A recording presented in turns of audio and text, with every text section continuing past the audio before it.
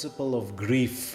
If you're suffering from grief, you can have all the money in the world and you will never be happy. Why? Because money at the end of the day is just an accumulation of energy. It's a utility. It's energy which has been transformed into a currency to be exchanged within human society. That's all that it is. So we as spirit soul, we only use energy as a utility. But we see that there's more to the human experience than just that. The living entity experiencing life as a human being is so refined that it's not just survival skills, although it is its base quality. His emotional faculties are so refined that relationship is most important to him and is the fundamental basis from which all other experience as a human being develops. So you may have energy, you may have utilities and amenities, but if you don't have satisfaction and fulfillment, you are not complete as a human being. And we see we lack that. We crave for that. We crave to be fulfilled. We crave to be satisfied in life. Yes, material things can give us happiness, but nothing material has ever given us satisfaction. What has fulfilled your heart? Nothing material. Therefore, if you're experiencing grief, it is ultimately due to a breakdown in the relations and connection with others. And we're seeing that in today's verse. Arjuna is assessing the war and he's concluded that the result of this is not going to satisfy me.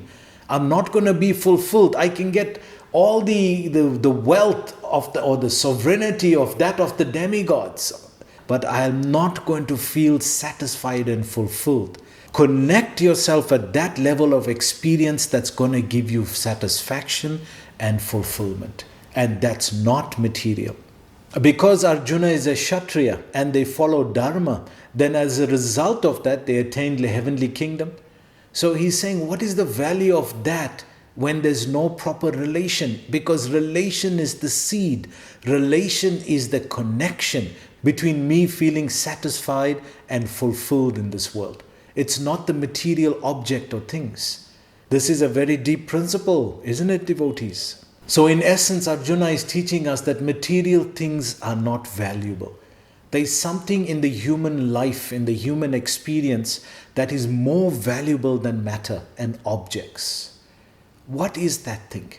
These things only have value to us because we're relating to the world from the mind and the body. And from that level, we want comfort. And because these things provide comfort, they provide a fleeting level experience of happiness, therefore they have value, but they never give us fulfillment. We want to touch the dimension of life that gives us fulfillment. Where is that dimension of life that gives us satisfaction and fulfillment? If you haven't reached that level of yourself, you are not experiencing life. You are experiencing life from the mind and the body. And that platform is so unstable. We've seen it again and again. Look at the level of questioning that Arjuna is reaching now. So he's saying, unless you have a spiritual teacher who knows all the dimensions of reality and is existing completely in all those dimensions of reality, that's why you need a devotee of Krishna. Because on the spiritual dimension, he's a pure devotee of God. He's perfected that dimension as well. So then he can help you see the light, enlightenment. He can help you see the light for yourself by removing the ignorance. That's the thing that the spiritual master gives us. He removes the darkness so we can see our own ignorance. Devotees, he's only removing the darkness. You have to do the work. See here. But hold on, devotees, there's help coming. See what Prabhupada says here.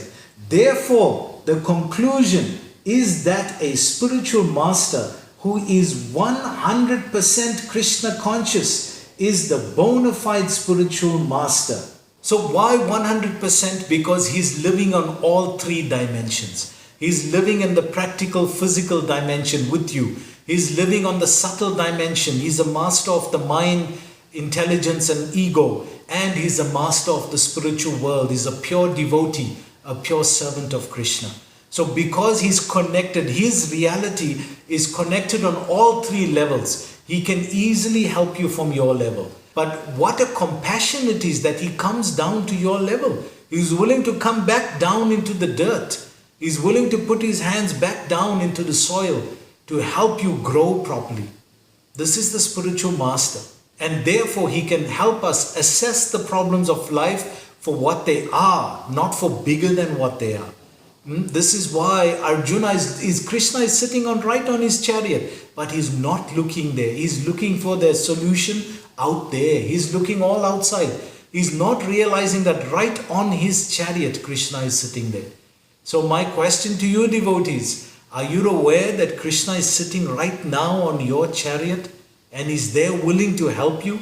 So now the question comes, what are the problems of life? Because I'm seeing the symptom of the problems of life. The symptom is I'm stressed. The symptom is I'm lamenting. The symptom is I'm anxiety. The symptom is I can't make sense of what's going on. Those are the symptoms. What are the problems? Devotees, you see how complex this is? We're taking the symptoms to be the problem. That's not the problem. This is the symptoms. As a result of the problem, we have anxiety. As a result of the problem, we got stress, we got confusion. So what is the problem? Srila Prabhupada tells us here. Listen carefully. This is the problem of life. Let's see. The problems of material existence is birth, old age, disease and death cannot be counteracted by the accumulation of wealth and economic development. You see, this is the problems of life. Devotees, who is telling us this? Have any of your teachers, as your mentors, has anybody out there telling you this? That this is the problem of life? Birth, death, disease and old age. Right now we're experiencing disease and the pandemic. That's why it's a problem of life. And the result of that is that we are stressed. So our main infatuation is economic development. That is just a symptom of life. It's just one part. It's an energy. It's a utility. That's all that it is. We just use energy. So it's a utility. It's part of the amenities of life. So it's not the problem. The problem is that it's being misused. Why? Because we haven't understood the principal pillars of birth, death, disease and old age. Devotee, you know what's the saddest dichotomy? That we are accumulating all these material things. We're accumulating. We're masters of accumulation. Atyahara. Atyahara prayascha prajalpo niyamagraha. One of the things in Nectar of Instruction it describes atyahara. Over-endeavoring or over-collecting. So we're masters of accumulation and we're accumulating all these energies and we start with economics, material energy, money, we start with currency. But real freedom is actually only found in simplicity, simple living and high thinking. That's Prabhupada's motto, right? If we live simply, can you think highly? If you live highly, there's no way you can think simply. And if you don't think simply, you're not going to understand the world. You're not going to understand these basic things that need to be understood. Do you see what a dilemma this is? Prabhupada says here, in many parts of the world, there are states which are replete with all facilities of life, which are full of wealth and economically developed. Yet, the problems of material existence, which are what? Birth, disease, death and old age, are still present. They are seeking peace in different ways, but they can achieve real happiness only if they consult Krishna or the Bhagavad Gita and Srimad Bhagavatam. Why? Which constitute the signs of Krishna through the bona fide representative of Krishna, the man in Krishna consciousness. So he's saying you're running after the symptoms and you're thinking this is life. The goal in life is to get what you want. You're running after the symptoms and those are not the problems. The problem is birth, death, old age and disease. How do we stop that? If we become masters of that, understand that. That's why we're so paranoid, because we haven't studied death. We haven't studied birth. We haven't studied disease and old age. We studied it on one level, the biological level, the biology level, and we know what happens when we lose one or we get diseased, but we haven't understood it from the subtle and the spiritual levels. When we have understanding, knowledge, when we know, when we say we can see means to know. When we know it on all three dimensions of human experience, then we can become liberated. The reality is that the spiritual master is not going to do some miraculous act and change our lives in that way. What he's going to do is make us aware of our own ignorance. So his true blessing is to help us see the world for what it is. See every aspect of life for what it is, not for more than what it is. This is a true, genuine guru. He doesn't flatter you, and he shows you the reality for what it is. That's why Prabhupada gave the very gross example. It's so vivid, but it makes the point that we're trying to enjoy matter. Prabhupada would ask, what is the difference between wet stool and dry stool? So, oh no, the dry one is better. At least it doesn't smell. At the end of the day, no matter how you look at it, both is stool. See it for what it is. Don't see that one is wet and one is dry. Prabhupada concludes here. If economic development and material comforts could drive away one's lamentation for family, social, national, or international inebrieties, then Arjuna would not have said that even an unrivaled kingdom on earth or supremacy like that of the demigods in the heavenly planets would be unable to drive away his lamentations. He sought, therefore, refuge in Krishna consciousness, and that is the right path of peace and harmony. So you see, what is religion saying? No, don't worry, just tolerate the material world. Why? Because you can go to heaven and enjoy eternally there. That's running away. That's false hopes, and that's running away. And that's the goal of most religions today. But Krishna consciousness and spirituality, the Aryan culture is teaching one, learn how to live here. Why? Learn how to understand it first. Then you can learn how to live here and be happy. You can be happy right here. So running after this, hoping that heaven will come one day and just living your life here and just making do, that's not a complete human experience. We need to understand human experience from all dimensions of reality. Right now we are only understanding on the bodily dimension, and we're expecting that to give answers to all the levels of reality. And that's why this is foolishness. See what Prabhupada is saying here. Economic development or supremacy over the world can be finished at any moment by the cataclysms of material nature. So if you understand the process of life, means also to understand material nature. This is part of the process of life. So don't be surprised when it happens. So what does this mean? That in and itself we're looking for something more meaningful in life, more valuable. So what is that? We are actually looking for the perfect relationship, because we know we cannot enjoy matter without relation to a sentient being.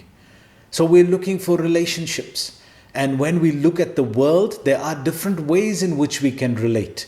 That of parental, that of conjugal, our spouse or our paramour, that of servitude between a master and a disciple, that of friendship. So the different ways in which relations occur in this world. But if we assess them, they all have their obligations. It is all conditioned.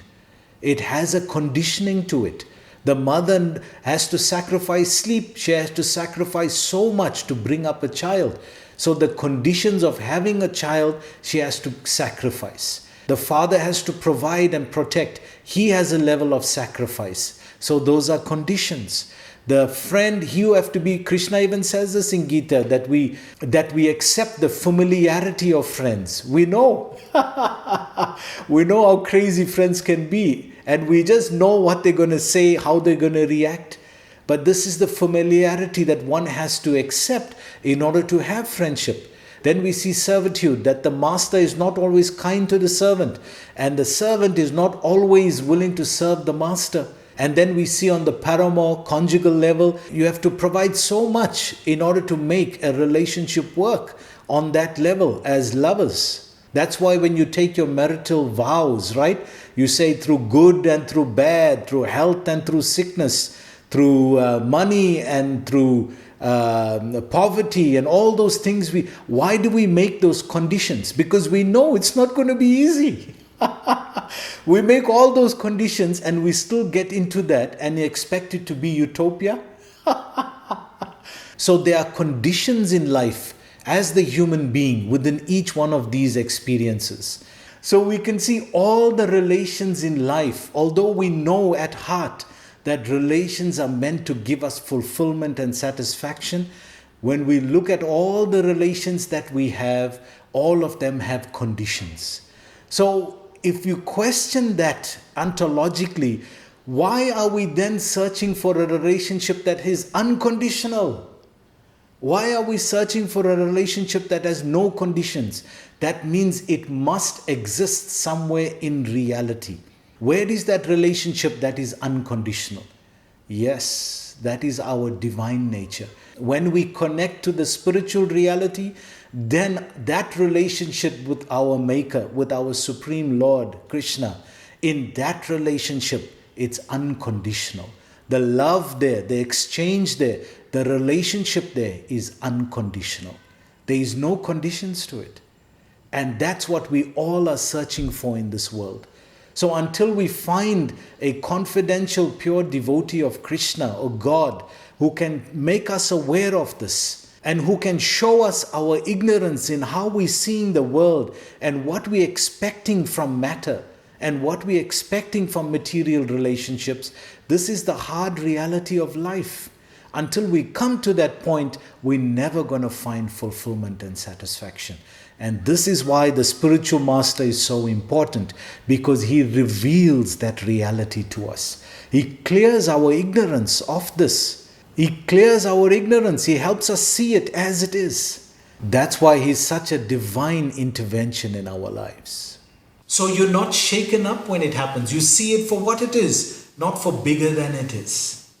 That's why every form of knowledge on the planet at the moment is romanticizing the idea of life. That don't worry, you can also have the American dream. Look at the American president right now. Where is his dream right now? One moment he's president, next minute he's out.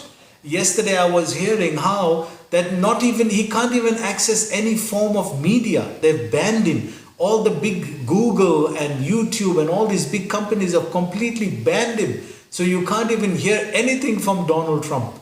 Shame, Mr. Trump. You haven't taken the time to understand the cataclysms of life. You haven't taken the time to understand Bhagavad Gita. See, Prabhupada actually says this here. Let's see. Even elevation into a higher planetary situation, as men are now seeking on the moon planet, can also be finished at one stroke. Therefore, the Bhagavad Gita confirms this. Krishnane punyamartya lokam visanti. When the results of your pious activities are finished, one falls down again from the peak of happiness to the lowest status in life. So we see that's just happened to Mr. Trump right now. Let's see, Prabhupada even gives an example right here. See, he says here, many politicians of the world have fallen down in that way. Prabhupada is talking this right now. He's saying there's many politicians of the world have fallen like this. Mr. Trump is just one example.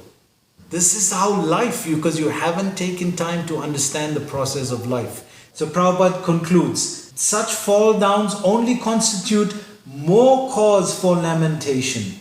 Therefore, if we want to curb lamentation for good, what should we do, Srila Prabhupada? then we have to take shelter of Krishna as Arjuna is seeking to do.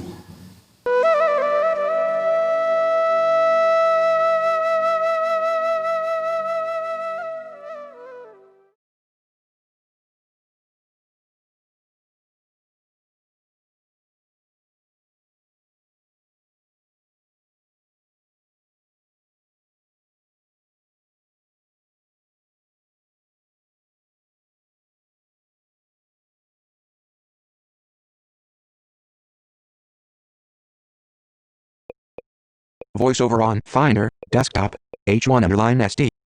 Menu extras. Screen flow help, VM, screen flow, record, stop record.